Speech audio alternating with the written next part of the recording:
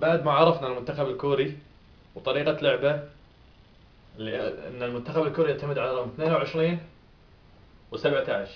انا تعمدت امسح كل لاعبين المنتخب الكوري وابين ان هم يعتمدون على اللاعبين هذيلا، وراح اعلمكم شلون. وحطيت يعني الاكسات اللي في الازرق هذا المنتخب الكويتي. طبعا منعا للاحراج انا ما راح اذكر اسامي لاعبين المنتخب اللي من وجهة نظري راح تكون التشكيلة هي مناسبة فيها، ولا راح اذكر جميع التفاصيل في اللي يعني طريقة اللعب اللي انا بطرحها الحين، لكن راح اطرح نقاط رئيسية ممكن المدربين واللي يعني المحللين راح يفهمون وجهة نظري في طريقة اللعبة، لان انا راح اعطي يعني المين ايديا نفس ما يقولون اللي هي الفكرة الرئيسية.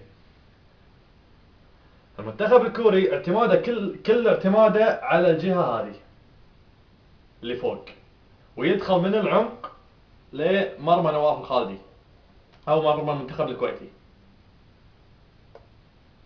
الجهة هذه يعني اذا كان الشوط 45 دقيقة 40 دقيقة يلعب في الجهة هذه، وخمس دقائق متنوعة على الجهة اليسرى من تحت الملعب.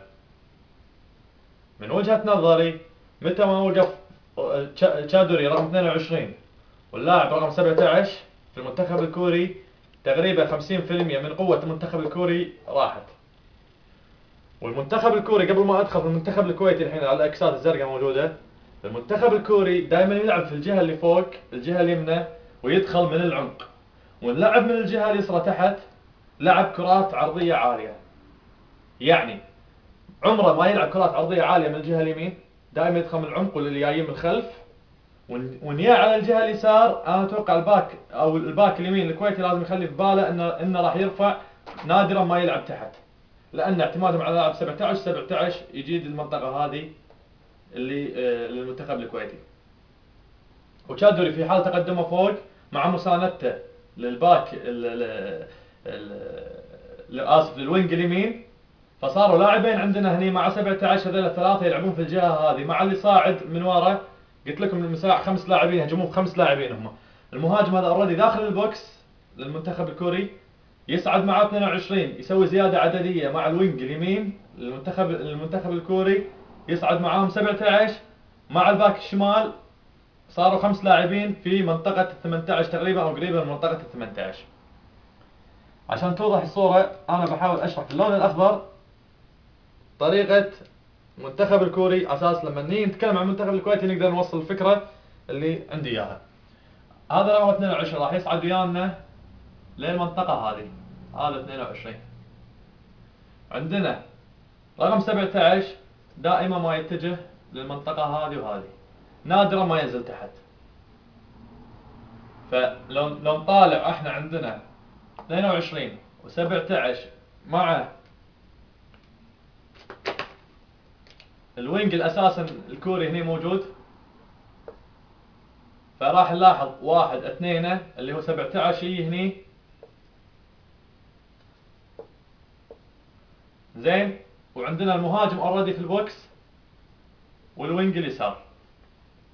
فراح تشوفون اللوحة عندنا هني المنتخب الكوري 1 2 3 4 5 مع تغطية. نقطة ضعف المنتخب الكوري اللي كل المدربين وكل المنتخبات منهم لبنان منهم الامارات، المنتخب الكويتي لعب وياه بنفس الطريقة، المنتخب الاسترالي في كاس اسيا في قطر، المنتخب الايراني، كلهم يدرون ان نقطة ضعف المنتخب الكوري هذه نقطة ضعف المنطقة هذه، وراح اظللها لان راح نتكلم عنها المنطقة اللي في اللون الاخضر. ونلاحظ احنا ان كل المنتخبات اللي لعبت ضد كوريا حتى لما كانوا وياهم بارك في كاس اسيا كانت تركز على المنطقة هذه. عندهم يعني نقطة ضعف واضحة في الباك الشمال، ودائما يحطون يم القلب الافضل من الثاني، يعني القلب القوي يخلونه يم الباك اليسار على اساس ممكن يسانده في المنطقة هذه وما زالت فيها ضعف يعني واضح، لكن هم مغطين على يعني الضعف اللي عندهم في الارتداد السريع وقت ما تنقطع منهم الكرة، اللي هي حالة ثلاثة في كرة القدم. حالة كرة القدم ثلاثة: هجومية دفاعية والحالة اللي بين الهجومية والدفاعية.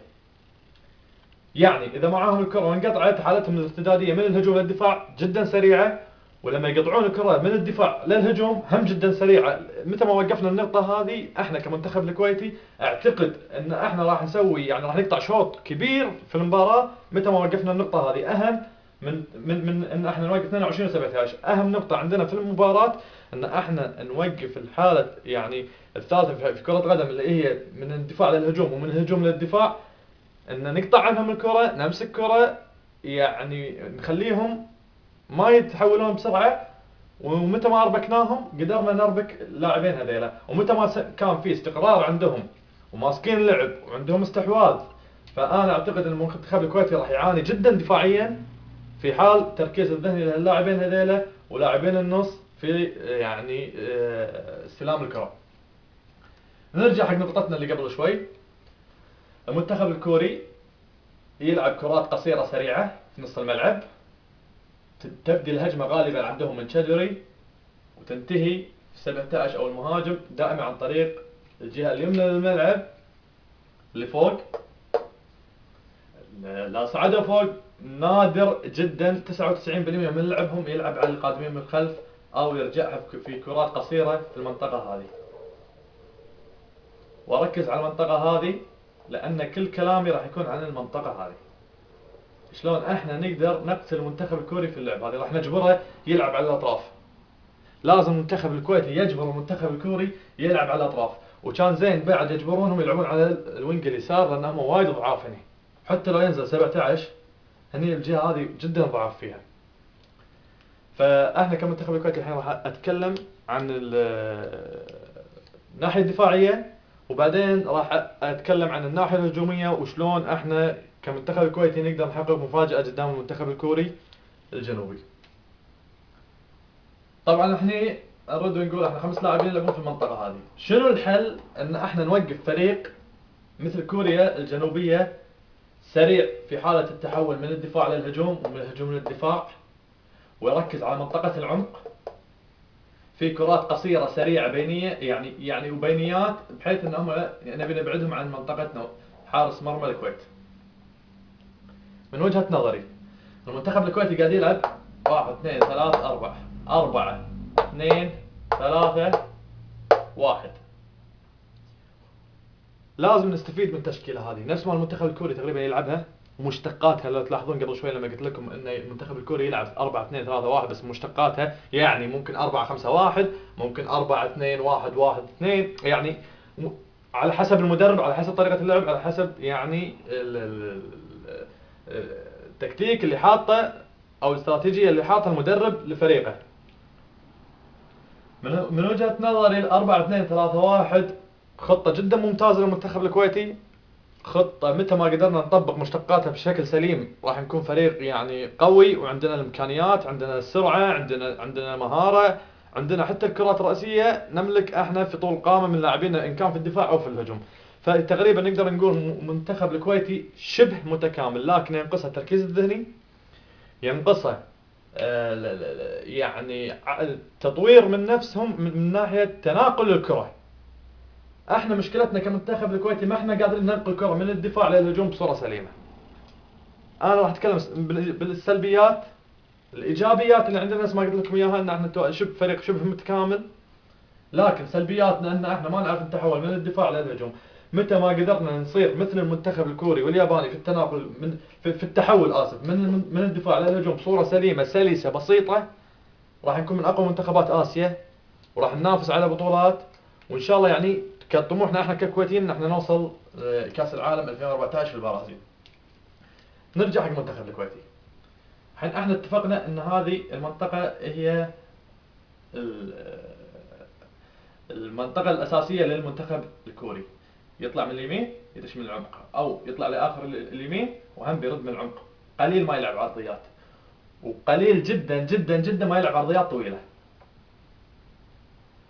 في الحالة هذه من وجهة نظري احنا كمنتخب كويتي لازم نلعب 10 متر بعيد عن خط المرمى، يعني نلعب دفاع متقدم. أنا راح أمسح اللوحة على أساس تكون الصورة شوي أوضح لنا وللشرح.